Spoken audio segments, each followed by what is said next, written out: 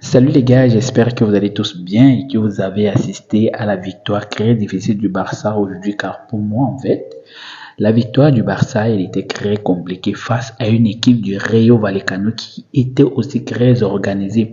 Alors, ça c'est à féliciter. L'objectif principal aujourd'hui était de retrouver sa place de leader, c'était de reprendre son fauteuil de leader, c'était de reprendre son studio de leader du championnat. Chose promise, chose due, le Barça est leader du championnat à même point d'égalité avec le Real de Madrid et à un point, si je ne me trompe pas, ou à 2 points de l'Atlético de Madrid. C'est vrai que le match aujourd'hui n'a pas été facile parce qu'on avait en face de nous une équipe très organisé. J'avais l'impression en fait que le Rayo Vallecano avait presque le même système de jeu du Barça, défense haute avec des transitions, mais malheureusement cela s'est joué dû à des petites erreurs. C'est vrai que certains fans du Real de Madrid vont vouloir dire que non, le Barça corrompu, le Barça aurait dû faire un match nul, le Barça aurait dû perdre le match, il y a eu des problèmes d'arbitrage, on a mal arbitré, on a favorisé le Barça, on a fait ceci au Barça. En fait, nous sommes habitués en fait. Nous sommes habitués, c'est vrai, certains diront que non, le but qui a été le but de Photos, qui a été annulé, aurait dû être validé, mais malheureusement, Nteke, si je ne me trompe pas, l'avant-centre du Rayo Vallecano était dans l'action, raison pour laquelle le but a été annulé. Et c'est totalement logique. Ne venez pas nous dire que non, le but ne devait pas être validé.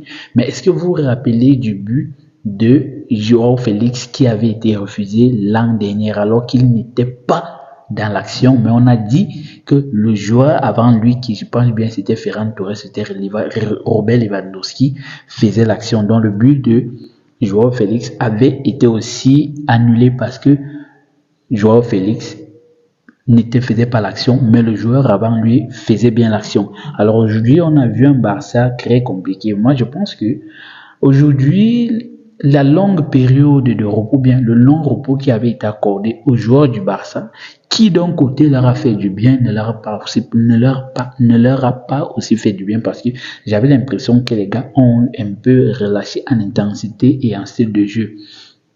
Bien évidemment avec Rafinha qui j'ai trouvé un peu flou tout le long de la rencontre, pas seulement Rafinha mais aussi Lamine Yamal qui n'était pas vraiment en forme dans ses passes, sa vivacité et sa grinta, sans oublier aussi Gavi. J'ai trouvé que Gavi aujourd'hui n'était pas très en forme.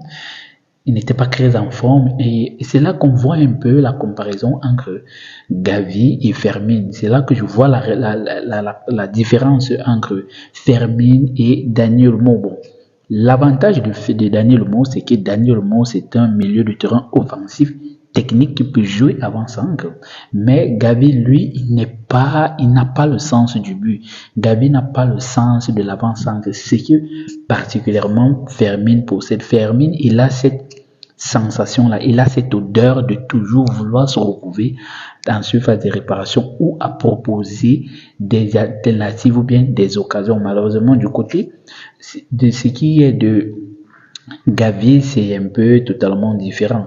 Raison pour laquelle Gavi, pour moi, aujourd'hui, face à une équipe du Rayo Vallecano qui jouait bien le foot malgré les petites erreurs, malgré les petites tactiques qui ne passaient pas, Gavi était en totale difficulté. De même pour Hector Ford. Moi, j'ai trouvé Hector Ford totalement bon en début de période jusqu'à la fin de la première mi-temps où Hector Ford s'est retrouvé en difficulté. Et c'est en ce moment qu'on a vu surgir la capacité et la vigilance de Chesney. Et félicitations à Chesney qui déjà ne fait qu'enfiler et enchaîner des matchs, des clean sheets en fait. Chesney ne fait qu'enchaîner des clean sheets, ce qui est déjà très bien pour un potentiel trophée de meilleur gardien de la saison et aussi pour un potentiel trophée de meilleure défense de la saison. Belle performance de Chesney qui, pour moi, je pense que si Pedri n'avait pas été nommé MVP de la rencontre, j'aurais totalement donné le titre de MVP à Chesney, bien que le gardien du Rayo Vallecano a aussi très bien joué. Et vous savez bien, chaque fois que le Barça rencontre Isis, 6 et toutes ses colocs, et toutes ses acolytes, ce sont toujours des matchs très compliqués. Le match aller au Rayo Vallecano n'était pas un match facile et le match aujourd'hui encore, ce n'était pas un match facile. Donc je pense que pour moi, le 1-0, c'est un résultat prenable sans discussion. Les discussions, les critiques en interne se feront. Et là, on avait déjà d'abord besoin des 3 points et on a obtenu les 3 points. Maintenant, nous sommes en train d'entrer dans une phase de la compétition où chaque match devient très important. C'est vrai, on a eu l'habitude, nous sommes déjà habitués à gagner des matchs avec des écarts de 2 buts, de 3 buts, de 4 buts. Mais aujourd'hui, apprenons et aujourd'hui, on va accepter le 1 but d'écart et c'est très, très important pour nous aujourd'hui. Et c'est très bon de rappeler que grâce à cette petite victoire, à cette victoire difficile, le Barça reprend la place de leader. Parce que beaucoup de personnes, si le Barça perdait ce match, si le Barça faisait nul, certains auraient dit que au moins le 1-0 nous aurait permis de recouvrer la première place. Donc, félicitations à Pedri, qui pour moi, je trouve que son titre de MVP, c'est totalement mérité parce que Pedri, c'est le seul joueur du Barça à qui je trouve que il a toutes les qualités en fait. Pedri à lui seul, tu vas recouvrer d'une Iniesta, tu vas recouvrer du Xavi, tu vas recouvrer chez Pedri, tu vas recouvrer du Iniesta, tu vas recouvrer du Xavi, tu vas recouvrer du Busquets, tu vas recouvrer du Arteta, tu vas recouvrer du Pep Guardiola, tu vois.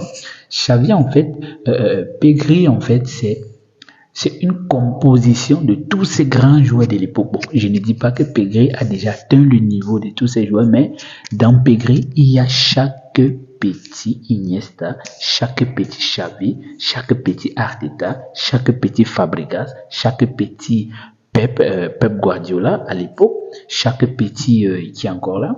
Beaucoup de joueurs en fait, et il y a chaque Pedri. Donc c'est ça qui fait le Pedri. Pedri aujourd'hui, il est vu comme le catalyseur du Barça, il est vu comme l'arrangeur du Barça, il est vu comme le stabilisateur du Barça, il est vu comme le GPS avec Wi-Fi connecté, avec assistance intelligence artificielle. Donc aujourd'hui, c'était plutôt un match pas très bon du Barça, mais une victoire très très importante parce qu'on en avait vraiment besoin. Je sais qu'on va s'attendre à des critiques, à des revendications de la part du rival. On connaît tous le rival qui va se retrouver en train de chialer et prendre chaque petit détail de la rencontre qui n'a pas été sifflé contre le FC Barcelone pour dire que non, c'est le Barça qui contrôle l'arbitrage et c'est le Barça qui est au contrôle des problèmes d'arbitrage du championnat, mais malheureusement nous sommes plutôt les plus grandes victimes de ce problème d'arbitrage, mais malheureusement nous on préfère ne pas trop en parler. Alors, chose à retenir, victoire très importante du Barça, pas très bonne performance de tout l'effectif en général parce que parce qu'en réalité, le côté offensif n'a pas très bien joué. Lamine Yamal n'était pas vraiment au rendez-vous.